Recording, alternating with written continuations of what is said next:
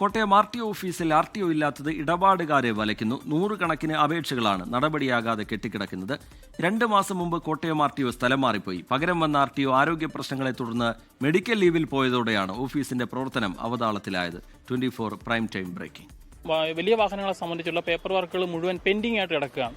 ഇപ്പം വലിയ വാഹനങ്ങളുടെ എന്തൊരു പേപ്പർ വർക്ക് ആണെങ്കിൽ പോലും അത് RTO ഓർഡർ ഇട്ടാൽ മാത്രമേ അത് പിന്നീട് അടുത്ത ടേബിളിലേക്ക് പോവുകയുള്ളൂ.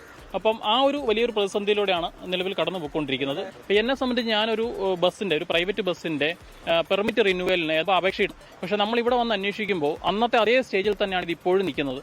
RTO ഇല്ലാത്തതുകൊണ്ട് ഈ ഫയൽ മുന്നിലേക്ക് പോകുന്നില്ല. ഇതിപ്പോൾ എൻ്റെ മാത്രം വിഷയമല്ല, 100 കണക്കിന് ആളുകൾ ഇതേ ഒരു പ്രതിസന്ധിയിലൂടെയാണ് കടന്നു പോയിക്കൊണ്ടിരിക്കുന്നത്. ഒരു വലിയ വിഷയം തന്നെയാണ്. സർക്കാരിന്റെ ഭാഗത്തുനിന്ന് അടിയന്തരമായൊരു നടപടി ഉണ്ടാകണം.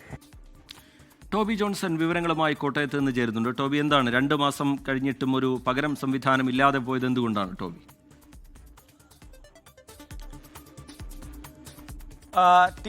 കഴിഞ്ഞ ജൂലൈ 5-നാണ് കോട്ടയത്തുണ്ടായിരുന്ന RTO കൊല്ലത്തേക്ക് സ്ഥലം മാറിപ്പോയത്. അതിനുശേഷം മറ്റൊരാളെ ഇവിടേക്ക് ട്രാൻസ്ഫർ ചെയ്യുകയും ചെയ്തിരുന്നു. അദ്ദേഹത്തിന് ആരോഗ്യ പ്രശ്നങ്ങളുണ്ട്, ചികിത്സയിലാണ്. അതുകൊണ്ട് തന്നെ അദ്ദേഹത്തിന് ഒരു അവധി എടുക്കേണ്ടി വന്നു.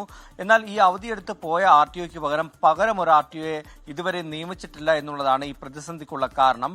ഇടയ്ക്ക് ഈ RTOയുടെ ചുമതല എൻഫോഴ്സ്മെന്റ് RTOയ്ക്കൊക്കെ നൽകിയിരുന്നു. ഇപ്പോൾ പത്തനംതിട്ട RTOയ്ക്കാണ് ഇതിന്റെ ചുമതലയുള്ളത്. അത് ഈ അടുത്തിടെയാണ് നൽകിയത്.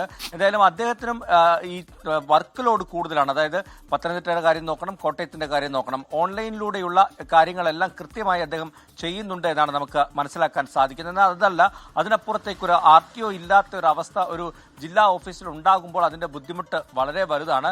നമ്മളോട് സംസാരിച്ച ആളുകളടക്കമുള്ള ബസ് ഉടമകൾക്ക് ഈ പെർമിറ്റ് പുതുക്കുന്നതടക്കമുള്ള കാര്യങ്ങൾ വലിയ പ്രശ്നമായിട്ട് നിൽക്കുന്നു. അങ്ങനെ വലിയ വാഹനങ്ങളുടെ പ്രശ്നങ്ങൾ, അതുപോലെ തന്നെ രജിസ്ട്രേഷനുമായി ബന്ധപ്പെട്ട പ്രശ്നങ്ങൾ, അങ്ങനെയുള്ള നിരവധി കാര്യങ്ങൾ ഇങ്ങനെ ഡിലേ ആകുന്നു എന്നുള്ളൊരു പരാതി വിവിധ കോണുകളിൽ നിന്നും ഉയർന്നു വരുന്നുണ്ട്. ഇപ്പോൾ അത് 2 മാസമായിരിക്കുകയാണ്. ഈ 2 മാസമായിട്ടും സ്ഥിരമായി ഒരു ജില്ലയ്ക്ക് ഒരു RTO ഇല്ല എന്ന് പറയുമ്പോൾ അതുണ്ടാക്കുന്ന ആശങ്ക ചെറുതല്ല.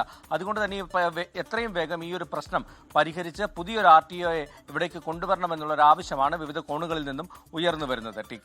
ശരി, ടോബി ജോൺസൺ വിവരങ്ങൾ നൽകുകയായിരുന്നു കോട്ടയത്ത് നിന്ന്. ഒരുപാട് പേരുടെ പ്രശ്നമാണ്, ഒരുപാട് പേർ പ്രതിസന്ധിയിലായി നിൽക്കുന്ന സാഹചര്യമാണ്. സർക്കാരിന്റെ ഭാഗത്തുനിന്ന് ഒരു ബദൽ സംവിധാനം ഒരുക്കുന്നതിന് വേണ്ട നടപടികൾ ഉണ്ടാകും എന്ന് നമ്മൾ പ്രതീക്ഷിക്കുകയാണ്.